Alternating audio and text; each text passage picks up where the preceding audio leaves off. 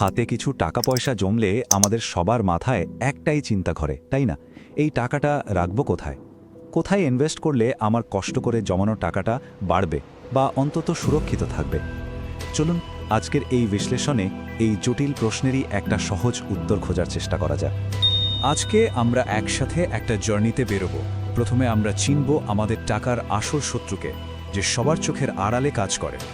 তারপর আমরা সোনা আর জমির মহাযুদ্ধের রেফারি হব, দেখব কার কি ক্ষমতা। আর সবশেষে আমরা এমন একটা গোপন ফর্মুলা জানব যা হয়তো আপনার বিনিয়োগ নিয়ে পুরো ভাবনাটাই বদলে দিতে পারে। চলুন তাহলে আর দেরি না করে আলাপ করা যাক আমাদের গল্পের আসল ভিলেনের সাথে, এমন একজন যে আপনার অজান্তেই আপনার পকেট খালি করে চলেছে। তো এই যে বিনিয়োগের দুনিয়ার সবচেয়ে বড় শত্রু, তার নাম হলো মুদ্রাস্ফীতি বা ইনফ্লেশন। সহজ করে বললে এটা হলো এমন একটা অদৃশ্য চোর যা প্রতি মুহূর্তে একদম চুপিসারে আপনার টাকার আসল মূল্য, মানে কিছু কেনার ক্ষমতাটা কমিয়ে দিচ্ছে। ব্যাপারটা বুঝতে খুব বেশি অঙ্ক কষতে হবে না। একবার ভাবুন তো, বছর 10 আগের কথা। 1000 টাকার একটা নোট নিয়ে বাজারে গেলে কি হতো? 2 হাত বোঝাই করে বাজার নিয়ে ফেরা যেত, তাই না? আর এখন ওই একই 1000 টাকার নোটটা নিয়ে যান, একটা ছোট্ট পলিথিন ব্যাগও হয়তো ঠিকঠাক ভরবে না। দেখুন, টাকার নোটটা কিন্তু একই আছে, কিন্তু সময়ের সাথে সাথে ওর তেজ বা কেনার ক্ষমতা একদম কমে গেছে। আর ঠিক এই কারণেই বলা হয়, টাকা শুধু জমিয়ে রাখলে এর কোনো দাম নেই। কারণ বালিশের নিচে বা ব্যাংক অ্যাকাউন্টে অলসভাবে টাকা ফেলে রাখাটা আর সত্যি সত্যি সেই টাকায় আগুন ধরিয়ে দেওয়া, দুটো প্রায় একই জিনিস। কারণ ওই যে মুদ্রাস্ফীতি নামের নীরব চোরটা, ও কিন্তু বসে নেই, ও ধীরে ধীরে আপনার টাকার আসল মূল্যটা খেয়ে ফেলছে। তো এই অদৃশ্য চোরের হাত থেকে বাঁচতে আমাদের হাতে অস্ত্র আছে দুটো। 1 সোনা, আর 2 জমি। আর এখান থেকেই তো শুরু হয় আসল লড়াইটা, বিনিয়োগের মহাযুদ্ধ। এই ব্যাপারটা আমাদের সবার সাথেই হয়, তাই না? বাড়ির বড়রা মানে মামা চাচারা কি বলেন? বলেন, জমি কিনে ফেলে রাখ, জমির দাম শুধু বাড়বেই, জমি হলো আসল সোনা। আবার বন্ধুরা কি বলে? ওরা বলে, আরে ধুর, জমিতে অনেক ভেজাল, বিপদের দিনের জন্য সোনা কিনে রাখাই বেস্ট। এখন আপনি যাবেন কোন দিকে? কার কথা শুনবেন? চলুন তাহলে রিংয়ে আমাদের প্রথম প্রতিযোগীকে নামানো যাক। সোনা। সোনা কিন্তু শুধু একটা হলুদ ধাতু না, এটা বাঙালির ইমোশন আর বিপদের দিনের সত্যিকারের বন্ধু। সোনার সবচেয়ে বড় পাওয়ারটা কি জানেন? এর লিকুইডিটি, মানে কি পরিমাণ সহজে এটাকে আপনি ক্যাশ টাকায় ভাঙাতে পারেন। ভাবুন তো, হঠাৎ টাকার দরকার, আপনি কি চাইলেই আপনার জমির 1 কাঠা বিক্রি করতে পারবেন? পারবেন না। কিন্তু সোনা থাকলে সোজা দোকানে যাবেন আর ক্যাশ টাকা নিয়ে ফিরবেন। সিম্পল। আর মুদ্রাস্ফীতির কথা তো আগেই বললাম, সোনা হলো এর জম। যখনই টাকার দাম কমে, সোনার দাম তর তর করে বেড়ে যায়। আর এখন তো শুধু গয়না পরার জন্য সোনা নয়, ইনভেস্ট করার জন্য গোল্ড বন্ড বা গোল্ড ইটিএফের মতো স্মার্ট অপশনও আছে। ওগুলোতে চুরির ভয় নেই, উল্টো সুদও পাওয়া যায়। কিন্তু সব কিছুরই তো একটা উল্টো পিঠ থাকে, তাই না? সোনারও আছে। প্রথমত আর সবচেয়ে বড়টা হলো সিকিউরিটি। বাড়িতে সোনা রাখা মানেই চোরের ভয় তটস্থ থাকা।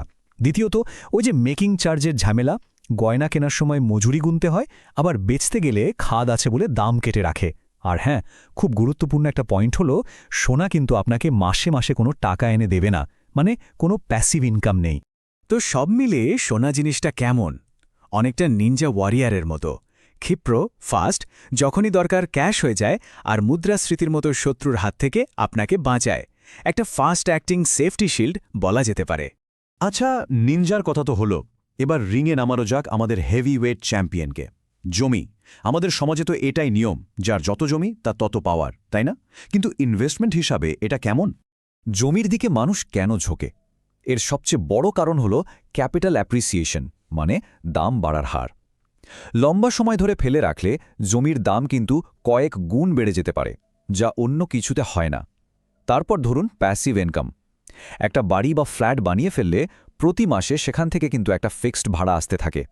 আর সামাজিক স্ট্যাটাসের কথা তো বাদই দিলাম। কিন্তু জমি কেনাটা কিন্তু একেবারে ফুলের বিছানা না, কাঁটাও আছে। প্রথমত, জমি কিনতে গেলে এক গাদা টাকা লাগে, মানে এন্ট্রি ব্যারিয়ারটা অনেক হাই। দ্বিতীয়ত, আর এটা সবচেয়ে ভয়ের, কাগজপত্রের ভেজাল আর মালিকানা নিয়ে মামলা মোকদ্দমা। আর শেষে লিকুইডিটির সমস্যা। চাইলেই কিন্তু আপনি চট করে আপনার জমি বেচে টাকা হাতে পাবেন না। সুতরাং জমিতে টাকা খাটানোটা অনেকটা টেস্ট ম্যাচ খেলার মতো। এখানে টি-20-র মতো 4 ছক্কার আশা করলে হবে না। অনেক ধৈর্য নিয়ে উইকেটে টিকে থাকতে হবে। কিন্তু যদি একবার সেট হয়ে যান তাহলে সেঞ্চুরি কিন্তু পাক্কা। তাহলে শেষ পর্যন্ত জিতল কে, সোনা নাকি জমি, কোনটা সেরা? আসলে উত্তরটা লুকিয়ে আছে খুব পুরনো কিন্তু একদম খাঁটি একটা ফর্মুলায়। ফর্মুলাটা হলো কখনো সব ডিম এক ঝুড়িতে রাখতে নেই। ভাবুন তো, আপনি সব টাকা জমিতে ঢেলে দিলেন। হঠাৎ করে আপনার পরিবারে একটা মেডিকেল এমার্জেন্সি হলো, তখন কি করবেন?